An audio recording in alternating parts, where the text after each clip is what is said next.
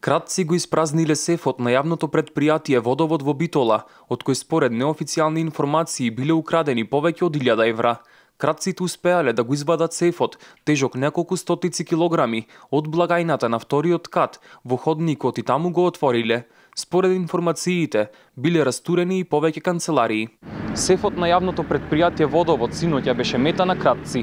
Украдените над 1000 евра според вработените се од дневниот промет од наплатата на вода, кој се предавал секој ден околу 15 часот, а парите што ги зеле кратците биле собрани вчера до крајот на работното време. Утринава за собирање на докази од местото излегува полициските екипи од секторот за внатрешни работи од Битола. Неколку часа вработените во јавното претпријатие Водовод не беа на своите работни места, а по завршениот увид тие се вратија на своите редовни работни обврски. По увидот од екипите на битолската полиција, портпаролот на секторот за внатрешни работи Сања Стаматова во телефонски разговор за телевизија Мега ја потврди информацијата дека во текот на ноќта била извршена кражба во просториите на ова јавно претпријатие, која ја пријавиле вработените утринава, а направената штета се проценува на околу 70.000 денари.